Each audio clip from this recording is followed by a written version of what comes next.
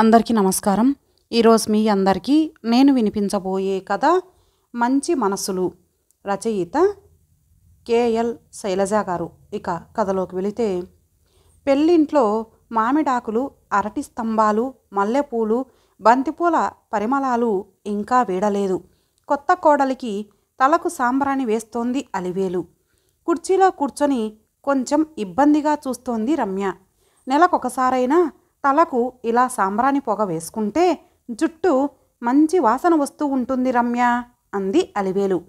అలాగే అత్తయ్య గారు అని తల ఊపింది రమ్య. ఇంతలో టిఫిన్ పెడుతున్నానని వంటావిడ పిలవడంతో రమ్య, వంశీతో పాటు రమ్య వాళ్ళ పేరెంట్స్ కూడా డైనింగ్ టేబుల్ దగ్గర కూర్చున్నారు. అమ్మ, కారం దోశలా అన్నాడు వంశీ ప్లేట్ దగ్గరకు లాక్కుంటూ. అవును, నీకు ఇష్టం కదా, అందుకని చేశాం, అంది అలివేలు కారం చట్నీలో నెయ్యి వేస్తూ. రమ్య ప్లేట్లో నెయ్యి వెయ్యబోతే రమ్య వద్దండి అంది చెయ్యి అడ్డు పెడుతూ. అయినా అలివేలు వినకుండా కారం చట్నీలో నెయ్యి వేసుకుంటే కారం తగ్గి రుచిగా ఉంటుంది అంది ఒక స్పూన్ నెయ్యి వేస్తూ. రమ్య మౌనంగా ఉండిపోయింది. మధ్యాహ్నం వియ్యాల వాళ్ళు కొడుకు కోడలు రెస్టు తీసుకుంటూ ఉంటే తను మాత్రం త్వరగా లేచి ఉదయం ఆరేసిన బట్టలను మడతలు వేసి పెట్టింది. సాయంత్రం స్నాక్స్కు పచ్చిమిరపకాయల్లో పప్పులు, వాము, ఉప్పు మిక్సీ వేసిన పొడిని కూరిపెట్టి రెడీగా ఉంచింది. అందరూ లేవగానే శనగపిండి కలిపి బజ్జీలు వేసింది. టీ రెడీ చేసింది. అయ్యో, నేను కూడా చేస్తానండి, మీరొక్కరే ఎందుకు చేశారు అత్తయ్య గారు, అంది రమ్య నొచ్చుకుంటూ అత్తగారు చేసిన టిఫిన్ చూసి. పర్వాలేదులే, టిఫిన్ తిని మీరు పార్కుకు వెళ్ళిరండి, అంది అలివేలు తానేం కష్టపడలేదన్నట్లు. బజ్జీలు బాగున్నాయమ్మా, అన్నాడు వంశీ. మిరపకాయలు ముందుగా కొంచెం నూనెలో వాడ్చాను వంశీ, అలా చేస్తే కారం తగ్గుతుంది. ఈసారి నువ్వు చేసినప్పుడు అలా చేయి రమ్య, అంది రమ్యతో. అలాగేనండి, అంది రమ్య గబగబా తలూపుతూ. అలా ఇల్లంతా తానే అయ్యి అన్ని పనులు చేస్తున్న వియ్యపురాలిని చూసి రమ్య వాళ్ళ అమ్మ చాలా సంతోషపడింది. అత్తగారింట్లో రమ్య పెద్దగా కష్టపడదు అని ఆమెకు అర్థమయ్యింది. రమ్య చెయ్యాలన్నా పనేమి మిగల్చడం లేదు అలివేలు. కొడుకు కోడలు ఇద్దరు సాఫ్ట్వేర్ ఉద్యోగాలు చేస్తున్నారు. వేరే వేరే కంపెనీలు కనుక వెళ్ళేటప్పుడు ఒకేసారి వెళ్ళినా తిరిగి వచ్చేటప్పుడు విడివిడిగా వచ్చేవాళ్ళు. ఇదిగో రమ్య, నీ కబ్బోర్డ్లో బుక్స్ అన్నీ సర్ది పెట్టాను, నోట్బుక్స్ విడిగా సర్దాను, నువ్వు చూసి ఇంకేమైనా ఉంటే సర్దుకో, అంది అలివేలు రమ్యతో ఒక ఆదివారం రోజు. రమ్య ఎంఎస్ చేస్తోంది. అలివేలు మాటలు విని, నువ్వెందుకమ్మా సర్దటం, రమ్య సర్దుకుంటుందిలే, అన్నాడు వంశీ. పోనీలే వంశీ, కొంచెం టైం మిగులితే రమ్య చదువుకుంటుంది కదా, అంది అలివేలు రూంలోంచి బయటికెళ్తూ. రమ్య తల వంచుకొని మౌనంగా ఉండిపోయింది, ఏమనలేక. రమ్య, ఆ సిల్క్ డ్రెస్సును కింద పెట్టకు, సిల్క్ డ్రెస్సుల పైన కాటన్ డ్రెస్సులు పెడితే అన్నీ జారిపోతాయి. ముందు కాటన్ డ్రెస్సులు పెట్టి ఆ పైన సిల్క్ డ్రెస్సులు పెడితే జారవు, అంది అలివేలు ఒకరోజు రమ్య కబ్బోర్డ్లో బట్టలు సర్దుకుంటూ ఉంటే.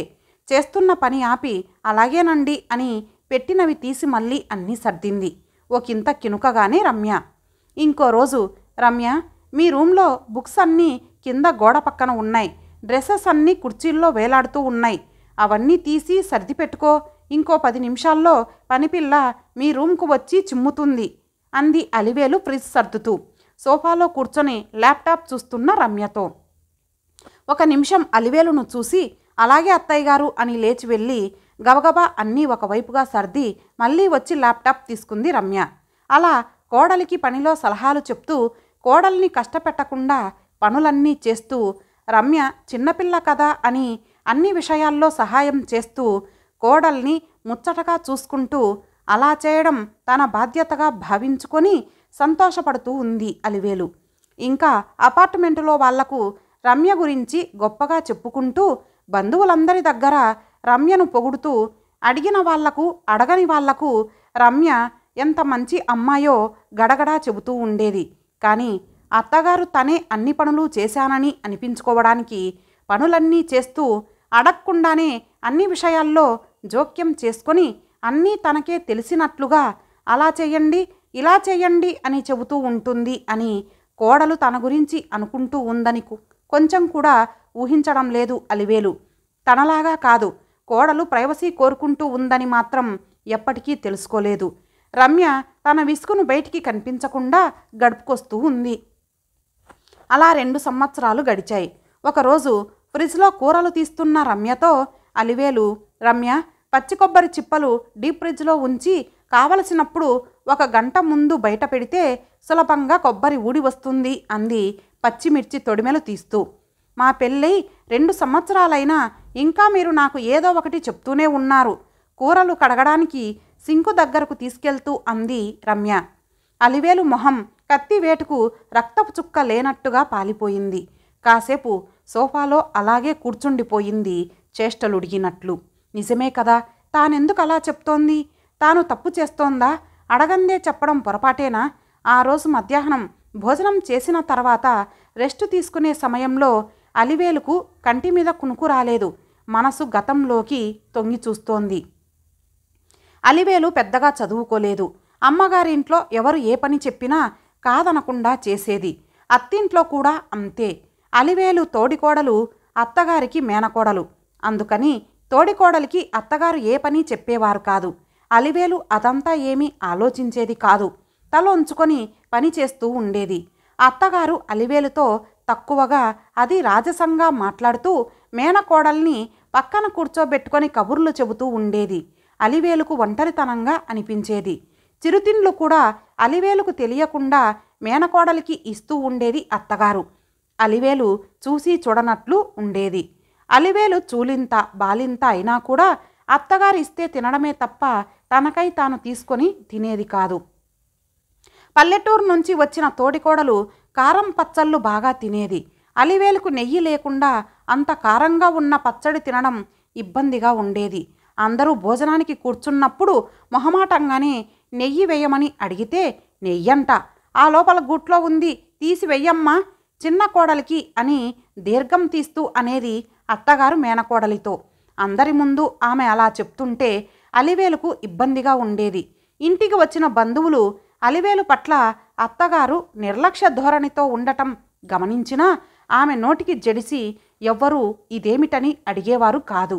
అత్తగారు చూడకుండా అలివేలును సముదాయిస్తూ ఉండేవారు. అలివేలు అత్తగారి గురించి ఎవ్వరికీ ఏమీ చెప్పేది కాదు. కొన్ని వంటలు చేసే పద్ధతిలో కిటుకులు కూడా అలివేలుకు చెప్పకుండా మేనకోడలికి రహస్యంగా చెప్తుండేది అత్తగారు. పల్లెటూరులో అందరి ముందు అలివేలుకు గర్వం ఎక్కువ, అందుకే అందరితో మాట్లాడదని చెప్తూ ఉండేది. అలివేలుకు చీరలు బంగారం వాళ్ళమ్మ వాళ్ళు ఎక్కువగా ఇచ్చినందున అత్తగారికి తక్కువగా ఉండటం వలన అలివేలును చూసి ఉక్రోషపడేది. ఇవేమీ తెలియక అత్తగారు తనను ఎందుకు వేరు చేస్తోందో అర్థం కాక అలివేలు నలిగిపోతూ ఉండేది.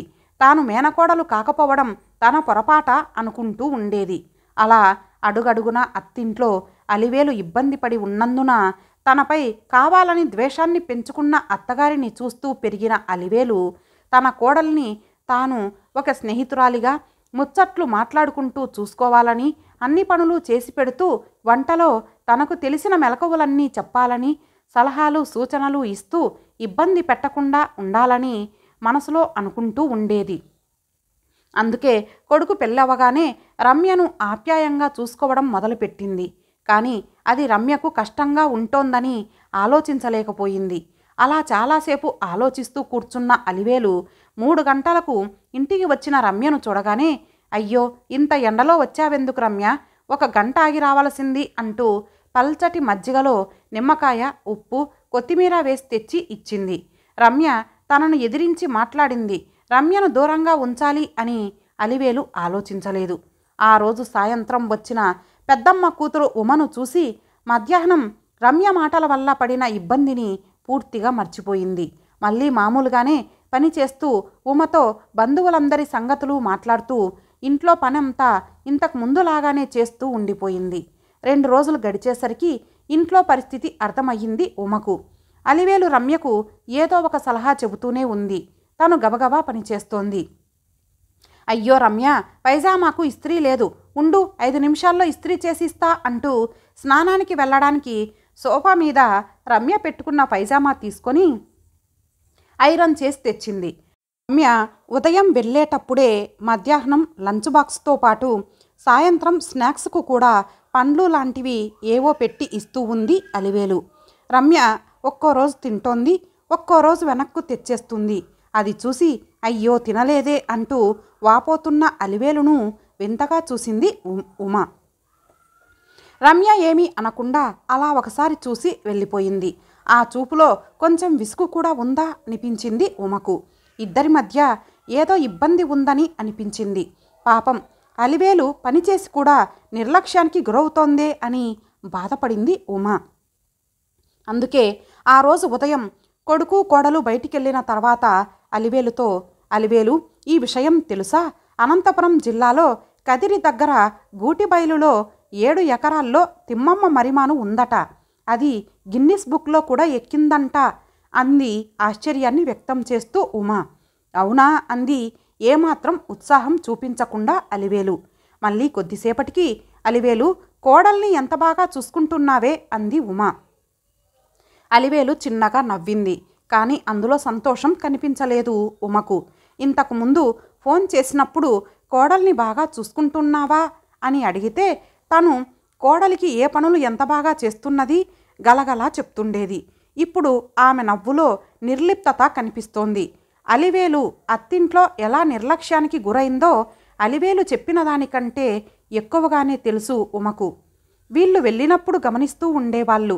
వియ్యపురాలిని ఏమీ అనలేక మౌనంగా కళ్ళనీళ్లు పెట్టుకునేది అలివేలు వాళ్ళమ్మ. ఇప్పుడు తన కోడలి దగ్గర కూడా అలివేలుకు ఇబ్బందిగానే ఉందా అనిపించింది. అందుకే అలివేలు ఇబ్బందిని కనుక్కొని ఆ ఇబ్బందిని తాను కొంచెమైనా తీర్చే ప్రయత్నం చేయాలనుకుంది ఉమ. నువ్వు చక్కగా చూసుకుంటున్నావు, బాగానే ఉంది. కానీ నువ్వు అలా చేస్తున్నందుకు రమ్య సంతోషపడుతోందా లేదా అని ఎప్పుడైనా గమనించావా? ఉమ మాటలు పూర్తవ్వకుండానే అలివేలు కళ్ళల్లో నీళ్లు తిరిగాయి. కళ్ళ నీళ్లు తుడుచుకుంది కానీ ఏమీ చెప్పలేదు. నువ్వేమీ చెప్పొద్దు, కానీ రమ్యకిష్టం ఉందా లేదా అని గమనించుకొని చేసుకో. లోపం లేని వాళ్ళు లోకంలోనే ఉండరట. అయినా నువ్వు కూడా పెద్దదానివయ్యావు, కొంచెం రెస్ట్ తీసుకుంటూ ఉండు. వాళ్ళకేదైనా అవసరమై అడిగితే కాదనకుండా చెప్పు. అంతవరకు చాలు కదా, వాళ్లను ఇబ్బంది పెట్టకు. అలివేలు భుజం మీద చెయ్యి వేసి అనునయంగా అంది ఉమ.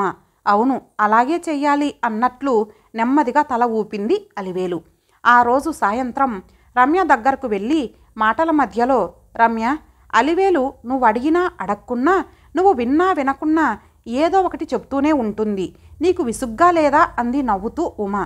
రమ్య ఒక్క నిమిషం ఉమ వైపు చూసి చిన్నగా నవ్వింది కానీ ఏమీ చెప్పలేదు.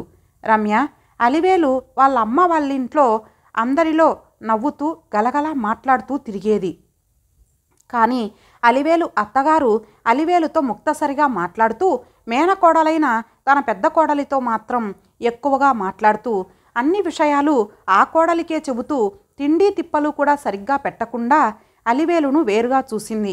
అందుకే అలివేలు తన కోడలికి తాను పడ్డ కష్టాలు రాకూడదని, నిన్నొక స్నేహితురాలిగా చూసుకోవాలని, నిన్ను అభిమానంగా చూస్తూ నీకిష్టముందో లేదో గమనించుకోకుండా నీకు సహాయం చెయ్యాలనే ఉద్దేశంతో నీ పర్సనల్ పనుల్లో కూడా జోక్యం చేసుకుంటోంది. అంతేకాని నిన్నదుపులో పెట్టాలని కాదు.